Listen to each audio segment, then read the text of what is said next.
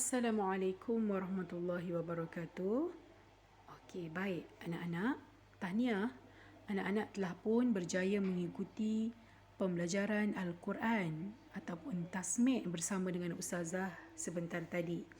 Kita teruskan lagi pembelajaran kita pada hari ini dalam bidang ibadah, unit 1, Mari Bersuci.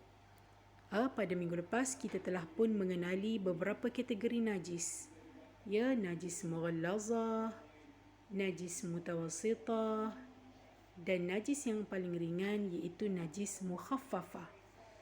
Pada minggu ini Ustazah ingin menerangkan kepada anak-anak tentang cara-cara membersihkan ketiga-tiga jenis najis tadi. Kita mulakan dengan cara membersihkan najis mukhaffafah. Ya, anak-anak, ingat lagi pembelajaran kita yang lalu, najis mukhaffafah ialah najis yang paling ringan.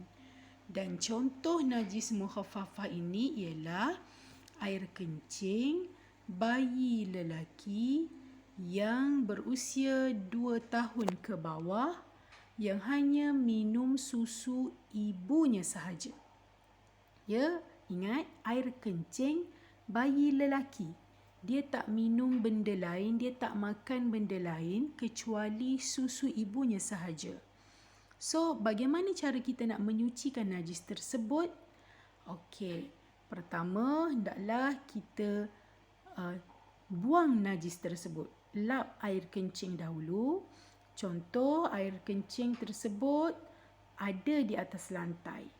Kita buang, kita lap dengan menggunakan kain air kencing bayi tadi. Kemudian apa yang kita harus lakukan ialah kita renjiskan air mutlak ke tempat yang terkena najis. Renjiskan air mutlak ke tempat yang terkena najis dan kita lap dengan menggunakan kain yang lain sekali lagi agar keseluruhan air kencing tadi sudah tidak ada di tempat yang terkena dengan najis. Faham ya?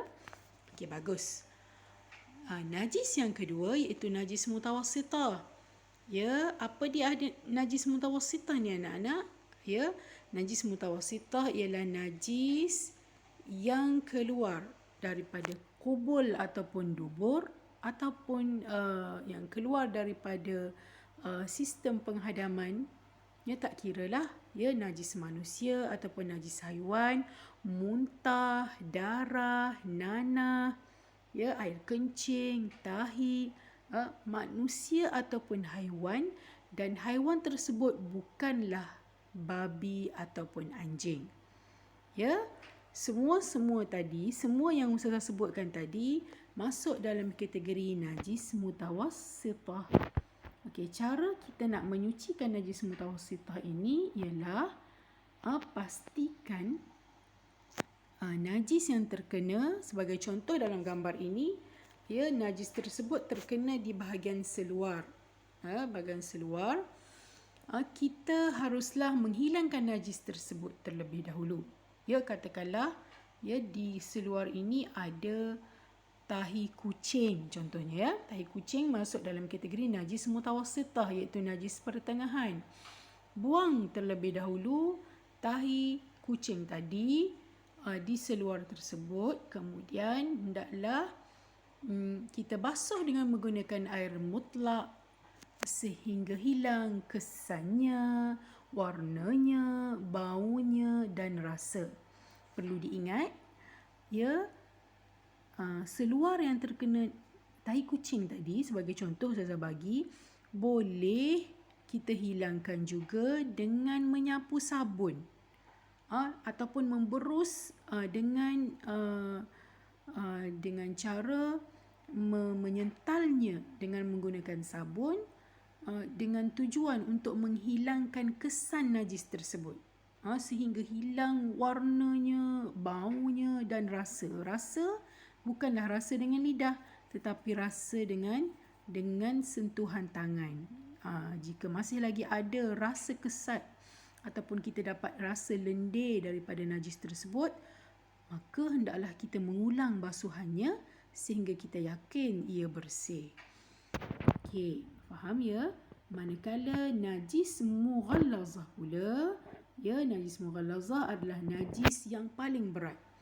Ia adalah najis yang datang daripada dua haiwan, sama ada khinzir ataupun disebut babi ataupun juga anjing. Tak kiralah darah, badan dia sendiri, muntah, ya, lendir daripada seluruh badan dia, air liurnya, tahinya, air kencingnya, semua yang bersangkut paut dengan dua haiwan yang disebut sebagai najis mughallazah tadi, hendaklah kita lakukan seperti ini cara dia untuk membersihkan najis tersebut. Ya, pertama hendaklah kita menghilangkan najis tadi.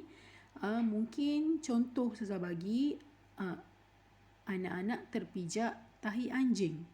Buang dulu tahi anjing di kasut ataupun selipar anak-anak. Buang dengan menggunakan, mungkin kita boleh gunakan sabut kelapa ataupun kain yang sudah tidak nak digunakan, dan kain tadi kita boleh tanam ataupun buang di tempat pelupusan sampah dengan betul. Kemudian basuh dengan menggunakan air tanah 1 kali. Ya, air tanah tu kita ambil air daripada tanah yang bersih.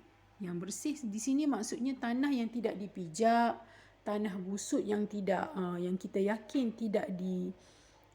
tidak dikotori oleh najis-najis haiwan yang lain, dan kita campur dengan sedikit air. Kita letak tanah dalam bekas, kita campur dengan air, kita kacau biar dia rata. Kemudian kita siram dekat atas kasut ataupun selipar yang terkena dengan najis tadi, najis mughallazah tadi. Dan seterusnya hendaklah kita mengulang basuh dengan menggunakan air mutlak sebanyak 6 kali sehingga kita yakin hilang bau, warna dan rasa najis mughallazah tadi. Baik anak-anak, dengan video yang Ustazah sampaikan tadi, Ustazah berharap sangat anak-anak dapat mengulang, dengar dan juga membaca di dalam buku teks di muka surat 116 agar pemahaman berkaitan cara membersihkan najis ini anak-anak akan faham dengan betul. Sekian. Assalamualaikum warahmatullahi wabarakatuh.